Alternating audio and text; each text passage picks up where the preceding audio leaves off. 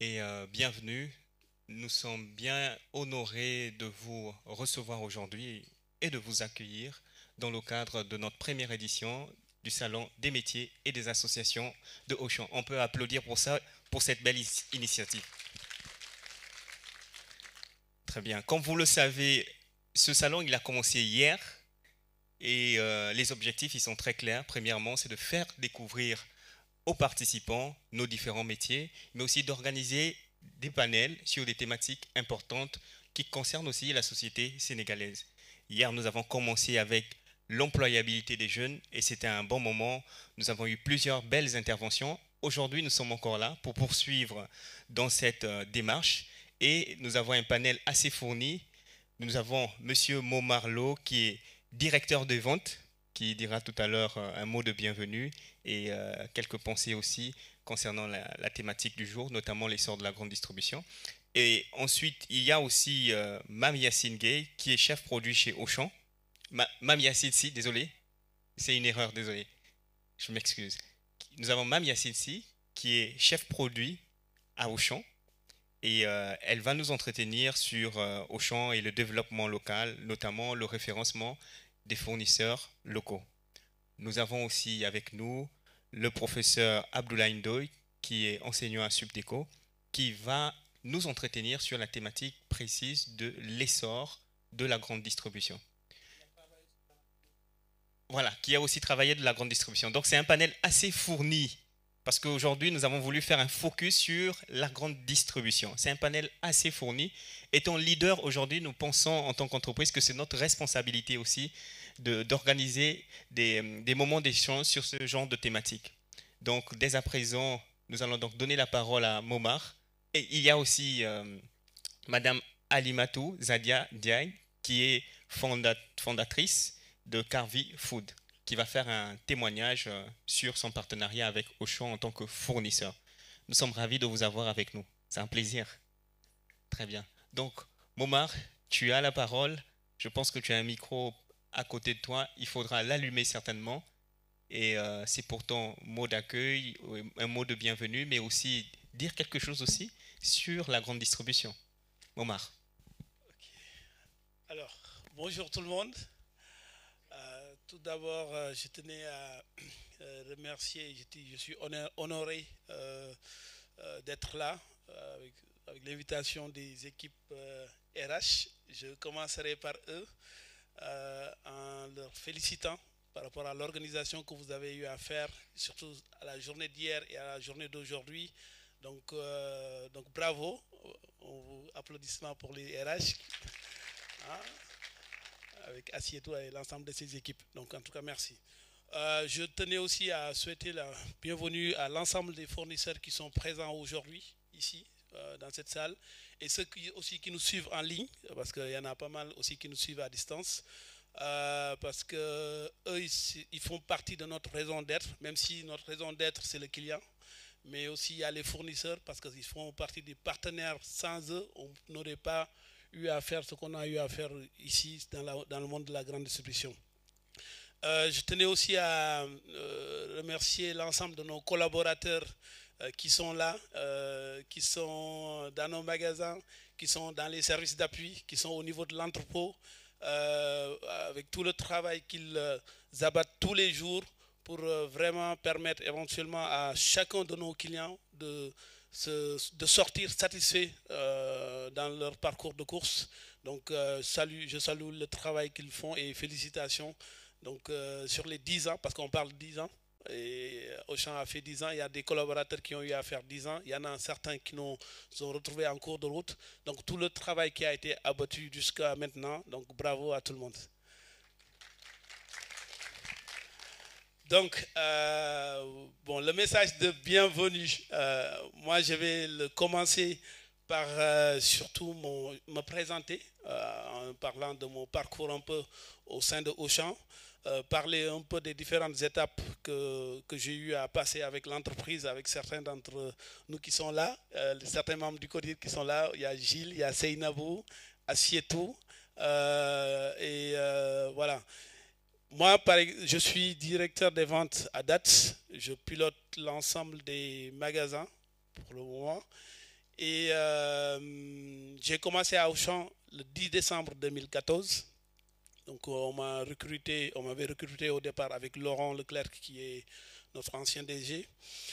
Quand il m'avait recruté, c'était au démarrage pour l'accompagner surtout sur le projet parce que voilà, on était venu au Sénégal, on a trouvé un marché qui était composé de certains concurrents à date, Casino, Exclusive et les supermarchés Citydia, et le marché informel, où le marché informel représentait presque plus de 95% en termes de part de marché. Donc le monde de la grande distribution, ce qu'il représentait, c'était peanuts.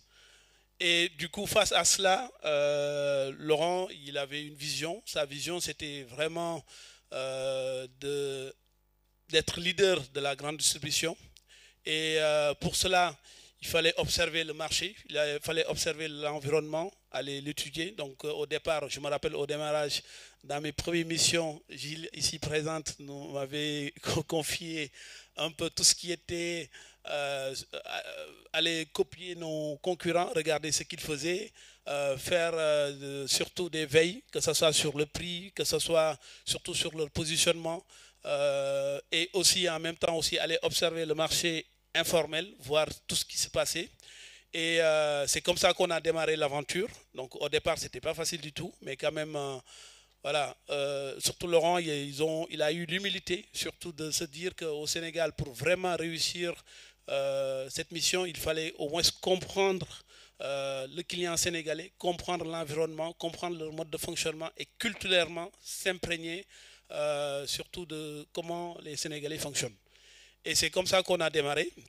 Au départ, je me rappelle aussi le premier magasin qu'on a ouvert sous l'enseigne Auchan, donc c'était Mairie.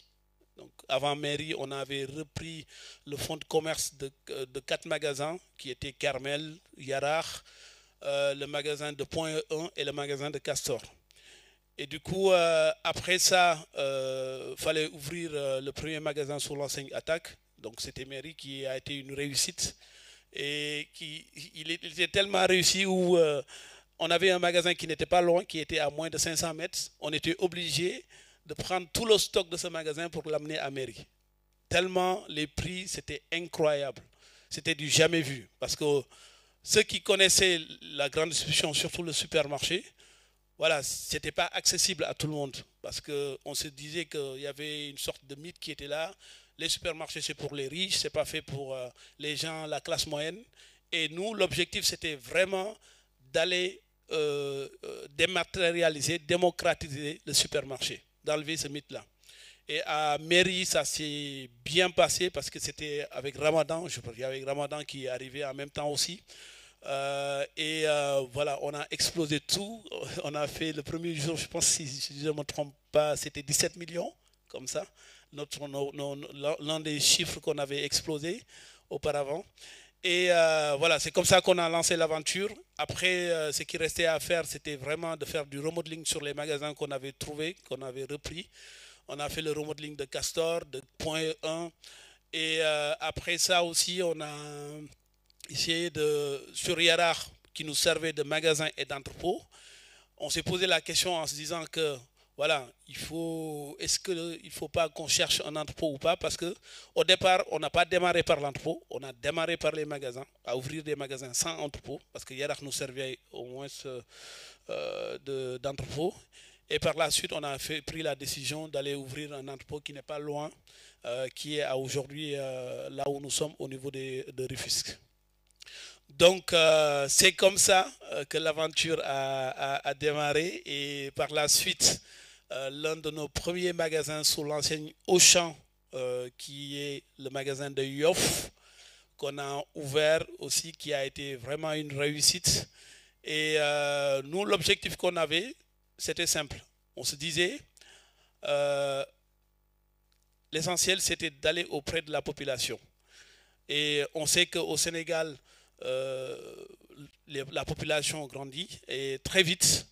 Et surtout, tous ceux qui habitaient dans les villes, il y avait une sorte de mouvance vers la banlieue. Parce qu'ils n'avaient pas le pouvoir d'achat pour se payer des loyers vers les magasins qui sont en ville. Il y en a certains de nos concurrents, eux, ils sont restés en ville. Ils ne sont pas partis en banlieue. Mais par contre, nous, on s'est dit qu'il était important, par rapport au modèle qu'on proposait, d'aller au moins auprès de la population. Parce que dans le mode, après je vais en venir sur le modèle commercial, mais dans le modèle commercial qu'on a mis en place, c'était important de voir à peu près le pouvoir d'achat du Sénégalais, comment on pouvait mieux l'appréhender. Parce que quand tu regardes le PIB par habitant au Sénégal par jour, c'est l'équivalent à peu près de 1500 francs. Et nous, l'idée, c'était, avec ces 1500 francs-là, que chacun des clients, qu'il puisse, au moins, quand il sort du magasin, repartir au minimum avec 3 articles. Parce que le challenge que Laurent nous disait tout le temps, c'était il faut arriver à avoir un prix moyen à l'article à 655. C'est ça qu'il nous challengeait, pour qu'au moins qu'on arrive à le faire. Et raison pour laquelle on avait mis en place beaucoup de choses au niveau de l'offre, en mettant en place des rayons self-discount, pour qu'au moins les petits prix, les produits qui coûtaient 50 francs, 100 francs, et ainsi de suite. Et on a réussi à le faire, parce que ça a permis éventuellement, surtout quand je parlais d'arriver à dématérialiser le supermarché, ce mythe-là, tout le monde trouvait leur compte à Auchan. Et ça, c'était quelque chose de grand, parce qu'avant, il n'y avait personne qui avait réussi à le faire. Et nous, on a réussi à le faire à travers l'offre qu'on leur proposait, les prix qu'on proposait, et surtout, l'aspect proximité. Parce que là où personne ne voulait aller investir, nous, on y est allé. Hein. Keur Massar, avant, on disait que Keur Massar, c'était, voilà, très éloigné et c'est pas fait pour les supermarchés. Mais quand même, nous, on y est allé. On a proposé une offre qui correspondait à la population de Keur Massar. Ils trouvaient leur compte. Et c'est un magasin qui fonctionnait très bien, qui faisait partie parmi les top 5 en termes de chiffre d'affaires. Et du coup, c'est comme ça qu'on a démarré l'aventure avec Yoff, le premier magasin Auchan sous l'enseigne Auchan. Avec Gibraltar, je me rappelle, c'était le premier magasin d'attractivité parce que fallait aussi, en plus de l'alimentaire qu'on proposait, on ne faisait pas de non-al. Donc on s'est dit, bon, il faut qu'on aille chercher quelque chose de plus.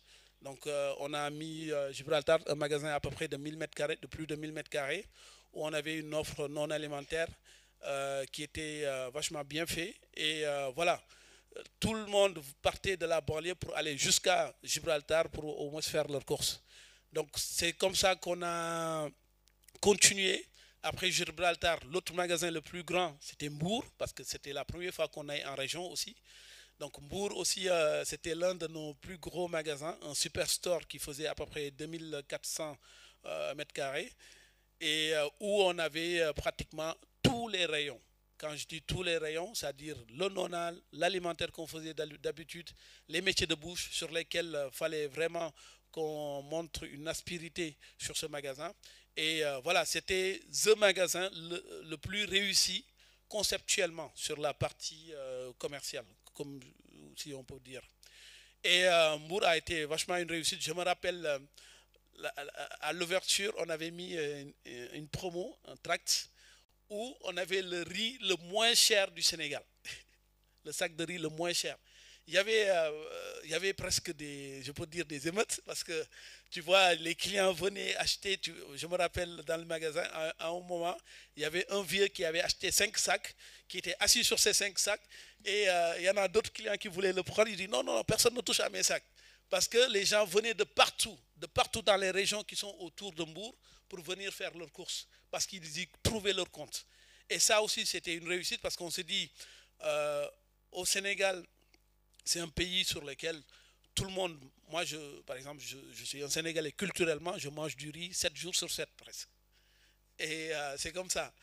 Et ce qui était important, c'est que dans nos supermarchés, quand tu rentrais, on voulait vraiment faire la différence. C'est comme si que tu allais au marché ou que tu allais dans les boutiques. Tu rentres, tu trouves du riz, de l'huile, tu trouves des produits, de la tomate, tout ce que tu trouves dans le marché, du vrac. Parce que le vrac aussi, c'était quelque chose de nouveau, personne ne le faisait. Parce que quand tu pars au marché, tu achètes du vrac. Donc on est arrivé, surtout au niveau de l'offre, à proposer quelque chose qui correspond vraiment aux Sénégalais. Et ça, sincèrement, s'il y a une marque de réussite de Auchan, ça fait partie de la marque de Auchan. Et du coup, Mbour, comme je vous ai dit, c'était vachement bien. Et après Mbour, on s'est dit, bon, on va aller encore plus loin. Donc, parce qu'on avait un manager, on avait un DG qui était vraiment visionnaire, parce que lui, il savait, au départ, quand il nous parlait de sa vision et ce qu'il voulait mettre en place au Sénégal, donc on se disait, ouais, Laurent, on t'aime bien, mais voilà, c'est difficile à réussir. Mais quand même, il a eu à nous convaincre, parce que c'est important, quand tu as une vision, et ça, je parle plus à l'ensemble des étudiants qui sont là aussi, quand tu as une vision en tant que manager, il est important que tu puisses le transmettre à tes équipes. Et pour leur transmettre ça, il faut leur faire vivre ça. Il faut être avec eux sur le terrain, leur montrer, donner du sens, les accompagner là-dessus, en faire des objectifs. Et derrière, arriver à vraiment les imprégner. Et ça, il avait réussi à le faire. Parce que nous tous, quand on était sur le terrain, on se disait, des fois, on faisait des choses sur lesquelles on se disait, comment on allait arriver à le faire.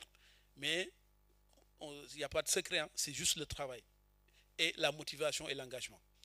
Et ça, je pense qu'il avait réussi à le faire. Et la prochaine étape, il nous avait dit, il faut qu'on aille chercher un 3000 mètres carrés. Mermoz, qui était le plus grand magasin, qui est là d'ailleurs. Au départ, il y avait, quand on avait visité le site, il y avait des mécaniciens ici, il y avait beaucoup de choses. La seule chose qui reste dans ce magasin, dans ce site, c'est le baobab. Et on a conservé le baobab parce que à chaque fois qu'on le regarde, ça nous rappelle un peu le magasin avant. Et du coup, sur ce magasin, les 3000 mètres carrés, il fallait encore mettre autre chose commercialement parlant, parce que ce n'est pas un magasin en banlieue comme Kermassar, ni même Mour, je peux comprendre. Mais Mermoz, on a une typologie clientèle qui est mixte, parce qu'il y a des gens populaires qui viennent faire leurs courses. Il y a le consommateur aussi qui va aller souvent chez nos concurrents, qui habite Fan Résidence Almadi, qui en termes de pouvoir d'achat a beaucoup plus de pouvoir d'achat. Et au niveau de l'offre, il fallait qu'on leur propose quelque chose sur lequel ils n'ont plus envie d'aller le chercher ailleurs. Donc c'est dans ce temps-là qu'on a eu à créer beaucoup de métiers, soit sur les métiers de bouche, on a créé des labos.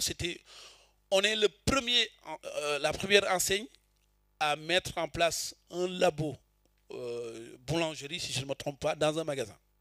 Donc ça, on a eu à le faire sur Mermoz. Et en plus de ça aussi, on a mis des aspérités sur pas mal de rayons. On a approfondi l'offre. On a proposé quelque chose de vachement mieux. Tout à l'heure, je pense que les équipes produits vont venir sur ça, sur la partie produit. Qu'est-ce qui nous différencie un peu par rapport à la concurrence? Et on a vraiment réussi ce projet-là. Au départ, quand on a ouvert le magasin, il n'y avait pas de parking, parce que le parking n'était pas encore fini et il y avait de la latérite partout. Mais puisqu'on s'était engagé sur une date d'ouverture, donc Laurent il a dit non, on ouvre. Les clients rentraient avec leurs chaussures sales, avec de la boue, pour venir faire leurs courses. Tellement c'était quelque chose d'impressionnant ce qu'on leur proposait au niveau de ce site-là. Et à aujourd'hui, c'est l'un des réussites de Auchan, parce que si on le compare sur l'ensemble des magasins au niveau de Auchan Monde qui ont ce même format-là, je pense que ce sera, si je ne fais pas partie des top 5, je pense que c'est le plus performant en termes de volume de chiffre d'affaires et de rentabilité. Donc voilà, c'est une réussite aussi sur ce magasin, et j'ai eu le privilège de l'ouvrir. Il y a Amadou aussi qui est passé maintenant, qui est DRH au niveau de la Côte d'Ivoire, qui a apporté aussi sa contribution. Donc toutes les équipes aussi ont réussi aussi à apporter leur contribution sur ce projet.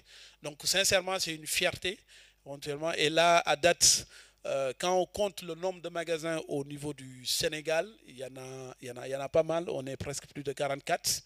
Et avec de nouveaux concepts qu'on a lancés, que ce soit sur le textile, où Seynabou a été le précurseur de Inexenso, qui a fait un boulot magnifique sur ce projet-là. Et aussi, il y a les stations totales qu'on a lancées. Il y a les projets de gros condis qu'on vient de lancer au niveau de Mbour. Donc voilà, on ne s'arrête pas parce qu'il est important, le consommateur évolue. Le consommateur sénégalais, dans la grande distribution, d'habitude, c'est la règle. Voilà, le consommateur aspire à voir autre chose, à voir quelque chose de nouveau. Son pouvoir d'achat aussi peut augmenter ou peut diminuer. Les tendances de consommation aussi peuvent changer. Nous, raison pour laquelle il faut qu'on soit alerte face à tous ces facteurs-là. Et aussi, surtout au niveau du Sénégal, parce que le Sénégal, c'est un pays en voie de développement. Tout à l'heure, j'ai donné l'exemple du PIB par habitant. Et le prix, c'est quelque chose de sacré. Parce que, voilà, la majeure partie de la population, c'est les jeunes. Tout le monde n'a pas d'emploi. Et il était important qu'on arrive vraiment à faire quelque chose avec ça. Et c'est pourquoi nous, aujourd'hui, à Auchan, si on peut citer quelque chose sur lequel voilà, ça fait partie de nos valeurs, c'est surtout notre ADN prix. Donc on tient beaucoup à ça, cet ADN prix là, de faire en sorte qu'au moins, quelles que soient les tendances ou les événements qui peuvent se passer au Sénégal, nos prix ne changent pas. On reste sur les mêmes prix, que ce soit Tabaski, que ce soit Korité ou Ramadan. Et ça, c'est un levier social. Et pareil, là actuellement, on est à Ziguinchor, on est à Saint-Louis, on est à Mbacké, on est à Kaolack. Du nord au sud, Auchan est présent. Et quand tu pars dans ces magasins-là, des fois les gens ils se posent la question, comment ça se fait qu'on puisse avoir les mêmes prix du magasin de Ziguinchor qu'à Dakar? Comment on peut avoir le même prix du magasin de Saint-Louis à Dakar, alors qu'il y a à peu près 200 bornes? Tout ça, c'est dans notre stratégie, parce qu'on se dit que le client qui est là-bas et le client qui est à Dakar, c'est le même client en fait. Au contraire, des fois même, le pouvoir d'achat est moins que ceux qui sont à Dakar ont beaucoup plus de pouvoir d'achat que ceux qui sont au niveau des régions. Raison pour laquelle, nous on s'est dit dans la masse, on fait en sorte au moins que ce qu'on offre à Dakar, qu'on l'offre à notre client qui est pareil au niveau des régions. Donc voilà. Et surtout, face à ça aussi, il faut parler aussi des difficultés. Hein. On a eu beaucoup de difficultés, que ce soit les émeutes qui sont passées ici avec les problématiques politiques que le pays a eu à vivre. Il y a aussi Auchan dégage, parce que tout simplement, il y en a certains qui ne nous avaient pas compris, qui pensaient qu'on était là pour venir faire tomber les commerçants, alors que ce n'est pas notre but, ce n'était pas ça, parce que nous, on a trouvé une brèche où personne ne l'occupait, on s'est inséré dedans. Parce qu'il n'y avait personne hein, qui le faisait, tout simplement. Donc on s'est inséré dedans et on a coopté une clientèle. Et même, surtout l'ensemble des commerçants qu'on parle, souvent, la plupart du temps, c'est eux nos fournisseurs. C'est eux qui nous fournissent tous les produits locaux. Donc là, actuellement, il y en a certains qui sont là et on va en parler. Et moi, je me rappelle à Mairie, quand on l'a ouvert, il y en a beaucoup de nos fournisseurs. Je me rappelle toujours, il y a un de mes fournisseurs, quand il me livrait, il nous livrait en pouce-pouce le fruit et légumes. Il était en pouce-pouce avec ses produits jusqu'au niveau du quai de réception. Et là, quand je le vois, il a une flotte de logistique avec des camions. Donc, tu vois, ça montre que comment on arrive à accompagner ces fournisseurs. Et il y en a certains même, ils n'arrivaient même pas à envoyer un bon de commande. Ils n'avaient pas de compte mail ni rien. On leur apprenait à créer des comptes mail, à pouvoir envoyer des bonnes commandes, à savoir comment on livre, les conditions qu'on devait livrer, tout simplement. Et du coup, on les a accompagnés à grandir avec Auchan. Et ça, c'est quelque chose de bien. Parce que tout à l'heure, Yacine va en parler sur un exemple. Mais sur ces 600 et quelques fournisseurs-là qui font partie de notre raison d'être, ça, c'est quelque chose que vraiment Auchan a créé, a arrivé à faire ce qu'on appelle de la partage de valeur, de la chaîne de valeur. Parce que, voilà, Auchan n'est pas là pour gagner, il est là pour vraiment qu'au moins chaque partie du processus que les partenaires avec qui on travaille puissent y trouver leur compte. Et ça a été vraiment une réussite qu'on a eu à faire. Donc, je ne sais pas si j'ai un peu tout résumé. Donc, voilà, j'ai essayé de faire à peu près voilà, ce que je voulais. Vous pouvez applaudir. Merci Momar. Tu nous as fait vivre l'histoire de Auchan. Et je pense que les jeunes qui sont là s'en souviendront toujours et toujours. Momar, tu as lâché quelques mots forts. Tu as dit que que Auchan a fait du prix l'un de ses leviers sociaux. Et aussi avec tout ce parcours que tu as eu à travers Auchan. Aujourd'hui, nous sommes suivis à travers le monde, que ce soit au Sénégal, à travers notre live que nous avons organisé. Aujourd'hui, nous fêtons aussi nos 10 ans. Quel est le mot que tu voudrais adresser au monde, mais aussi aux Sénégalais précisément à l'occasion de ce 10 ans, en balayant ton parcours et en ayant aussi la perspective de la vision? Moi, ce que j'aurais dit, c'est que par rapport à tout ce que j'ai vécu pendant ces 10 ans, en fait, quand tu es dehors, tu peux penser que l'enseigne, c'est vrai, c'est une enseigne française. Mais quand tu regardes tout ce qu'on vit intérieurement, c'est-à-dire c'est fait pour les Sénégalais. C'est fait pour nous. Parce que tout à l'heure, je ne l'ai pas cité. Moi, j'ai été le premier Sénégalais à intégrer le comité de direction. Après, par la suite,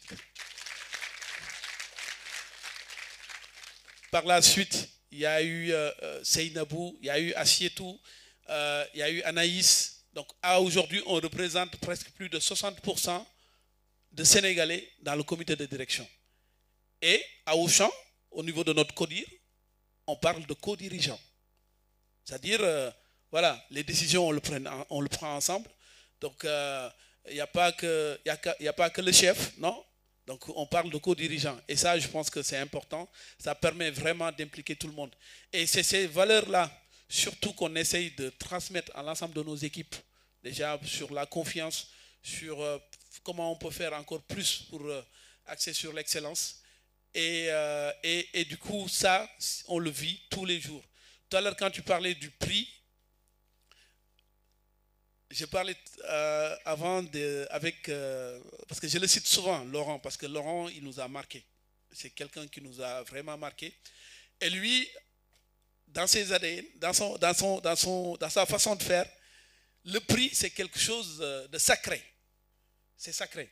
Donc, des fois, même si on a des augmentations de prix liées à des fluctuations, ou même là, actuellement, on voit surtout par rapport aux augmentations de prix qu'on a un peu par rapport à la tendance au niveau mondial, hein, parce qu'il y a les ingrédients qui ont augmenté, il y a beaucoup de choses qui ont augmenté. Même quand on doit le faire, on le fait de façon... Voilà, il a du mal à augmenter les prix. Parce que je dis que les prix, on ne doit pas le toucher. C'est notre ADN. Donc ça, on doit le partager aux clients. On doit faire en sorte qu'au moins, voilà, que le client puisse y trouver son compte. Et ça, il a réussi à le conserver, même à aujourd'hui. Il n'est pas là. Il y a Anan qui a repris le flambeau au niveau de Auchan Sénégal, notre nouvelle DG. Elle aussi, elle est dans cette tendance-là. Et ça, je pense que c'est quelque chose de fort pour Auchan Sénégal. Donc, voilà. Très bien. C'est bien. Merci Momar, c'est gentil. Nous allons poursuivre. Certainement, nous aurons encore des séances de questions. Mais je pense que pour entrer dans ce qui est particulier aujourd'hui, c'est-à-dire nous, Auchan, on va d'abord partir de ce qui est général. Et là, on va se tourner vers le professeur Abdoulaye Ndoye, qui va nous entretenir sur l'essor de la grande distribution au Sénégal, de sorte à avoir une vue globale du sujet. Ensuite, nous allons faire un focus sur Auchan Sénégal avec Mamia Sinsi. Monsieur Ndoye, vous avez la parole. 460 milliards d'euros. C'est un chiffre que je voulais partager avec vous. Je ne sais pas si ça vous parle. C'est l'équivalent de plus de 300 000 milliards de francs CFA. Donc c'est 42 fois notre budget national de fonctionnement annuel. C'est le chiffre d'affaires des grandes enseignes françaises qui sont aujourd'hui présentes au Sénégal. Donc c'est pour vous montrer un peu l'enjeu de la présence de ces enseignes au Sénégal. Donc je me présente Abdoulaye Ndoye. Je suis professeur, c'est un gros nom. J'ai beaucoup travaillé dans la grande distribution, donc je suis revenu au Sénégal depuis 2 ans pour aider au développement et puis lancer mon projet et surtout partager mon expérience. Donc c'est ce qui m'a conduit à Subdeco. Donc et je suis ravi de retrouver mes étudiants. Donc, mais à la base, je ne suis pas professeur. Je suis ingénieur en agroalimentaire. Voilà. Et donc, je félicite vraiment l'organisation de ce forum des métiers. C'est une première, c'est une très bonne chose. Et aujourd'hui, partout où je suis passé, donc il y a plusieurs pays où j'ai été, la distribution reste l'un des principaux piliers. Euh, Ça reste l'un des principaux piliers de développement d'un pays. Parce que la consommation reste quelque chose de très important et d'incontournable. Voilà. Euh, Aujourd'hui, il faut savoir une chose. J'aimerais juste partager avec vous, selon moi, pourquoi l'enseigne est arrivée au Sénégal, quels sont les impacts, les conséquences aussi, et aussi surtout pour la jeunesse. Il faut savoir qu'au Sénégal, on est dans un pays où l'économie est à 90% informelle. Et sur ces 90%, vous avez 51,8%, c'est le commerce. Donc on est un pays foncièrement commerçant. Aujourd'hui, il faut savoir en France aussi que l'intensité concurrentielle est extrêmement énorme. Donc il y a 3 enseignes qui se partagent 60% de la part du gâteau. C'est Leclerc, Carrefour et les Mousquetaires. Donc Intermarché. Auchan est 5/6e, avec 8,5% de part de marché, pour vous dire. Mais par contre, ils ont réussi quelque chose que personne n'a réussi. Et pour compléter un peu ce que Momar a dit, Auchan a été la première enseigne française où on peut faire des courses pour faire un tchèboudienne national. Ce que les autres n'ont pas réussi. Voilà. Donc ils ont su s'intégrer. Et puis ils ont pu trouver un marché à maturité. Ils ont pu accélérer la cadence pour pouvoir mieux s'installer. Donc je les félicite beaucoup. C'est très important ce qu'ils ont pu réaliser. Alors, comme je disais tantôt, le marché, l'intensité concurrentielle en France est énorme. Aujourd'hui, les grandes enseignes, ils ont chacune leur ADN, mais au fil des années, les pratiques se sont tous, je veux dire, nivelées, qui fait qu'aujourd'hui, l'enjeu majeur, ce n'est plus le prix, parce que tout le monde a le prix, ils achètent les produits au même prix, ils ont les mêmes pratiques, ils ont à peu près les mêmes offres. Aujourd'hui, le problème, c'est un problème de part de marché. Voilà. Et ces parts de marché reposent principalement sur les produits de marque distributeurs, produits Auchan, Carrefour, Auchan ou autre. Donc plus on vend en volume de marque distributeur et plus on peut rentabiliser son modèle économique. Et comme l'espace français est devenu un espace restreint, donc il est très important et je dirais incontournable de devoir chercher d'autres marchés. Voilà. Il y en a des enseignes qui sont venues le faire ici, ils l'ont fait timidement. Auchan a eu de l'audace. Je pense que ça n'a pas été sans rien. Il me semble qu'ils ont essayé au Maroc, ça a été très difficile parce que le Maroc est très proche de l'Europe, donc la distribution a eu le temps de prendre son essor et surtout que les produits locaux marocains sont très forts. Donc le Sénégal a offert une garantie de stabilité. Et aussi pourquoi? Parce qu'on est dans une zone comme là, cette stabilité attire d'autres de la sous-région qui viennent s'installer ici. C'est pour ça que le niveau de vie est assez élevé. Il y a un autre indicateur qui surveille aussi, ce qu'on appelle le taux de bancarisation, qui était à peu près de 12%. Et là, on peut voir qu'en 10 ans, on est passé de 12 à 20%. Mais ce n'est pas ce qui est le plus important. Parce que le taux de bancarisation, ça montre le nombre de personnes qui ont des cartes bancaires. Et ça donne une indication sur l'évolution de la classe moyenne. Parce qu'aujourd'hui, ce qui consomme les produits Auchan, et ce qui constitue le plus important pilier, c'est la classe moyenne. Donc, c'est la classe moyenne. Voilà. Donc, aujourd'hui, ils sont venus par rapport à ça. Et ce qui est plus important ici, surtout au Sénégal, c'est que l'argent circule. Comment? Il faut mesurer le mobile money, les Orange, Wave et autres. Les gens n'ont pas de compte bancaire, mais l'argent circule. Voilà. Et ça a favorisé le développement de ces enseignes qui sont ici. Et c'est un facteur très important à noter.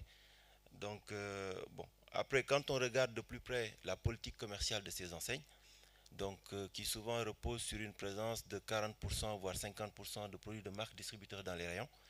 Donc aujourd'hui, l'enjeu majeur, c'est de faire fonctionner les usines qui sont un peu positionnées partout, sauf en Afrique. Donc ces produits doivent arriver ici. Maintenant, le principal objectif, et je pense que l'un des principaux, je dirais, défis, c'est de pouvoir fabriquer ces MDD ici parce que le coût de la main-d'œuvre reste très élevé en France.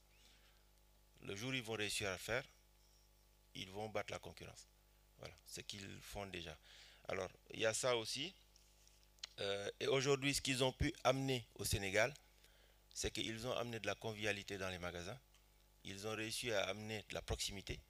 Parce qu'il faut savoir une chose, depuis 2013 dans le monde, il y a un phénomène qui a pris naissance, mais personne n'a fait attention et qui a commencé aux États-Unis. C'est ce qu'on appelle la présence des hypermarchés fantômes. Parce qu'aujourd'hui, les consommateurs ne veulent plus aller dans les grandes surfaces, faire la queue, ça ne les intéresse plus. Donc, ils se sont rabattus sur des magasins de proximité, donc de petite taille. Et il me semble que l'année dernière, le format hypermarché perdait quasiment 2,6% de part de marché en France. Alors pourquoi je cite souvent la France? Parce que bon, on est quasiment copié-collé, donc ce qui va se passer là-bas va forcément se répercuter ici. D'accord? Donc le format supermarché a été à plus 6%. Ici au Sénégal, il sera difficile de partir sur des formats hyper. Bon, ce que l'on dit hyper ici, 2-3 000 m², pour nous c'est des grands supermarchés. Parce que les hyper, c'est entre 7 000 m² jusqu'à 2 hectares. Voilà, donc j'ai connu des magasins à 20 000 m², donc voilà. Mais le Sénégal, c'est difficile parce qu'il faut savoir que Dakar est petit, il n'y a plus de foncier. Dakar ne représente que 0,2% de territoire et il y a 25% de la population. Donc on a une très forte urbanisation et on a une classe moyenne qui est plutôt forte. Ce que l'on définit comme classe moyenne, c'est des gens plutôt jeunes qui ont un emploi stable, d'accord, et qui ont des exigences. Ce n'est pas parce qu'ils n'ont pas le pouvoir d'achat qu'ils ne sont pas exigeants. Donc ils ont une forte, comment le dire, appréhension pour les marques. Souvent on le dit, hein, c'est les pauvres qui aiment les bonnes choses, donc on n'y échappe pas. Donc ça c'est très important de le connaître. Et donc avec tous ces facteurs, je veux dire mis bout à bout, on se rend compte qu'en réalité le modèle qui a été proposé, c'est un modèle qui a été plutôt audacieux parce qu'il fallait le faire, mais c'est un modèle qui réussit.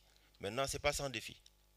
C'est pas sans défi parce qu'aujourd'hui, Auchan n'est pas le principal acteur. Tout ce qu'on peut entendre aussi, il faut savoir que la distribution moderne représente à peu près 20%. Le traditionnel reste quand même de 80%. Bon, je vois qu'il y a un bon partenariat qui se fait avec les fournisseurs. Bon, je suis aussi en contact avec les fournisseurs. Certains ne veulent pas trop prendre le risque parce que quand ils rentrent à Auchan, bon, et que Auchan fait beaucoup de chiffre d'affaires chez eux, c'est beaucoup de pression pour eux. Les remises arrière, les frais de listing et tout ça, ça constitue un frein pour eux. Donc il y a toute une pédagogie à faire pour ces fournisseurs, pour les inviter à venir comprendre le modèle, parce qu'il y a beaucoup de non-dits aussi. Et il y a beaucoup de déconstruction qui se fait à l'intérieur, parce qu'ils ne comprennent pas la distribution. Donc ils en ont un peu peur. Et je vous donne juste un exemple. Aujourd'hui, vous avez vu qu'il y a sa pilule de boutiques un peu partout au Sénégal. Si vous prenez ne serait-ce que 5000 boutiques, Dakar a plus que 5000 boutiques.